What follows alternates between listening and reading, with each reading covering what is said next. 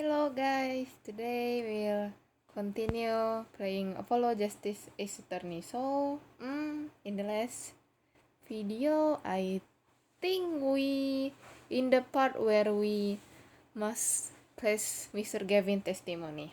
Okay, continue. Save point. That fateful night. The rage I sensed in that man that night troubled me, so I returned to the club. That man, you mean Mr. Smith? He was different from the other customer. He Isora, shall we say. I knew he was a serious poker player, but it was more than that. So then you know the true nature of your client's job? Of course, but I also knew he wasn't engaged in gambling, which would be illegal. Well, it makes sense that he know they were friends after all. Worried for my friend, I returned to the club. You see, I fear this Mr. Smith might be someone coming to settle an old score. I see. What happened then? Press the little window. You mean the one used to keep watch up the stairs? Yeah, a relic of the ancient past. The black marketeers use it, I believe. Wait. Okay. Why did you go through the trouble of peeking in through the window? Wouldn't have been easier to just open the door and go into the room? I didn't want to upset Wright, you see. Upset Mr. Wright? Yes. What if my fear had been unfounded? I'd be walking in on their match, bad form, to say the least. So far everything he says makes sense. Yes. How do you know it was right after the murder? Really, no need to shout justice. I was just getting to that part in my testimony. There he is, the coolest defense in the West we know and love. Even when you're standing up there on the witness stand, some things never change. I was afraid you changed too, right? But you haven't. You and that overbearing personality of yours. Friends like this who need enemies.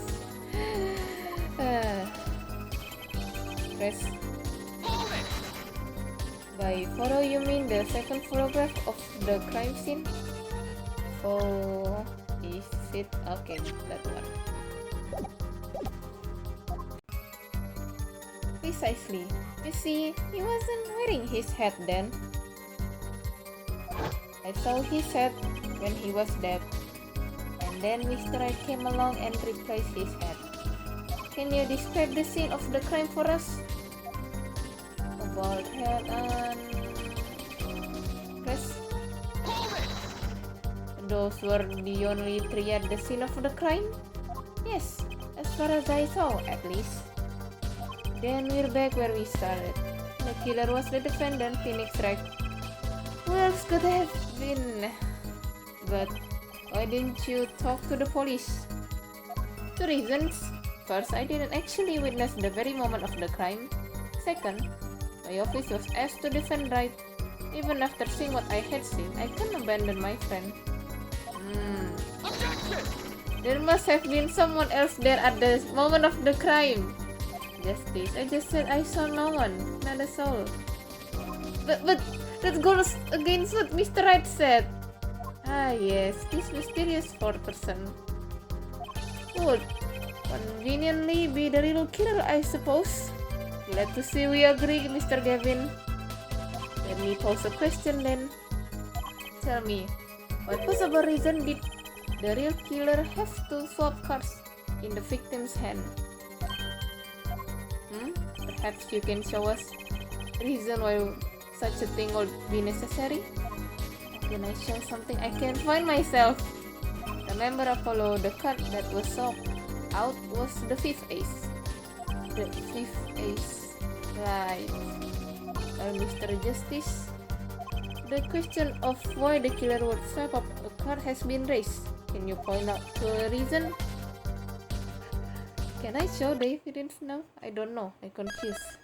Because I feel like if I show it, maybe it's not a good time. So maybe I just gonna show it then. Wait.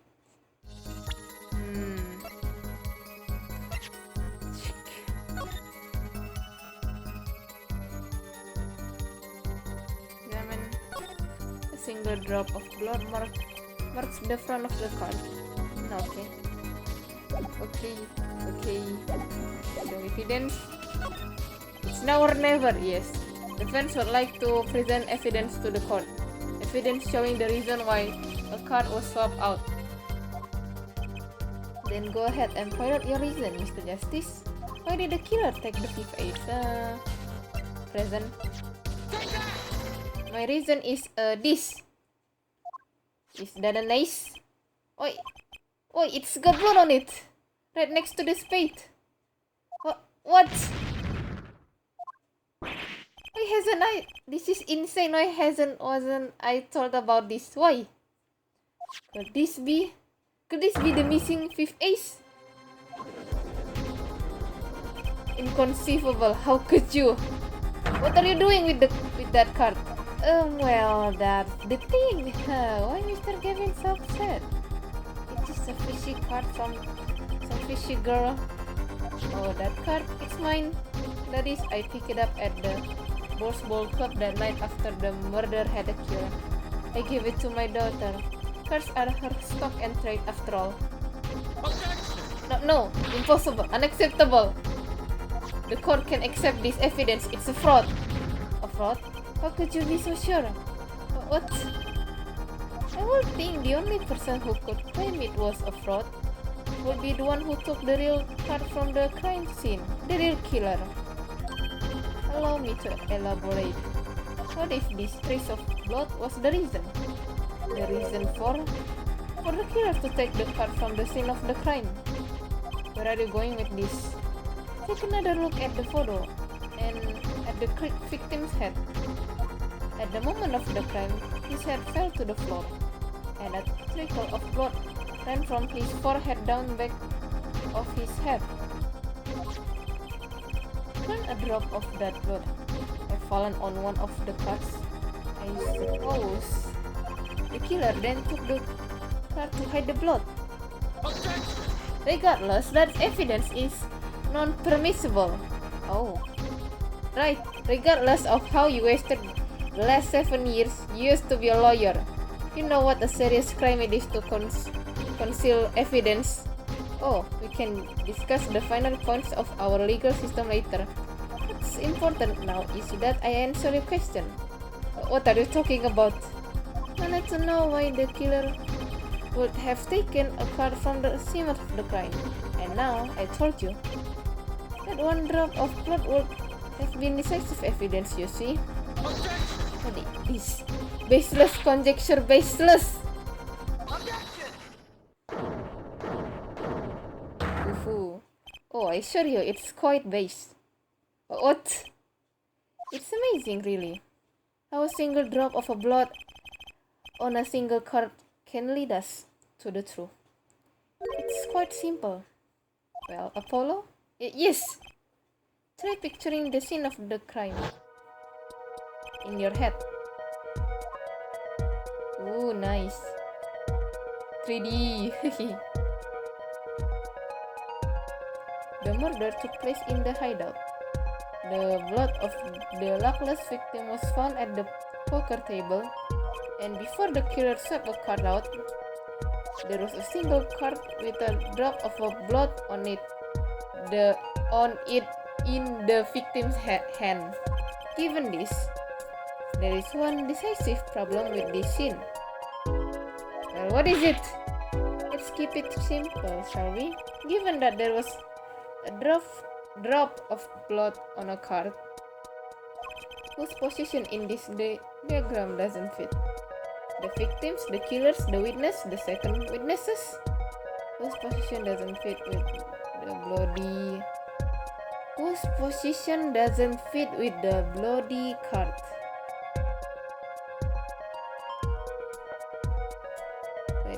Unsafe. Really? Okay. Whose position doesn't fit? Whose position doesn't fit with the bloody card?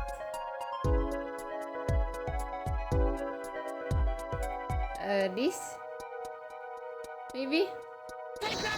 Well, for one thing, the killer is in the wrong place, I think.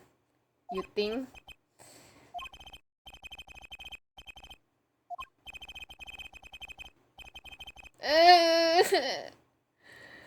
Just looking at you reminds me of old days, not the good old days per se. Why I cannot save? Yes, finally.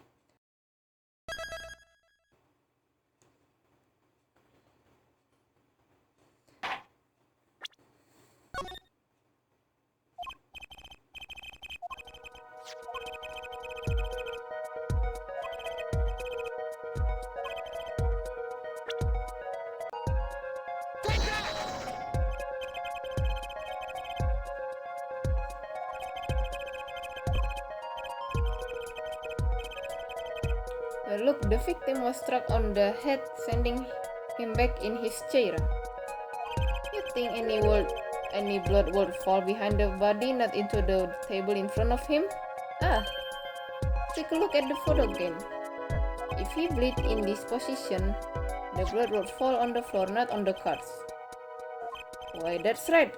So what does this mean? Incidentally, we were sitting in swivel chairs. Swivel chairs? Oh man. Apollo, try turning the chair around. The chair was facing the other way? It would have to be. So we have to assume that the time of the murder, the victim chair was facing away from the table. When Mr. Red returned from informing the police which way was the chair facing, and then came back to the room, the body was facing as seen in this photo. That would mean the killer turned the chair back around. Let's take the next step. Look at the diagrams once more. We know how the victim was facing away from the table at the time of the murder. But this creates another significant contradiction. Again? Let's test your reasoning skills again, shall we? Apollo, whose location on this diagram contradicts our new understanding of the crime? Safe.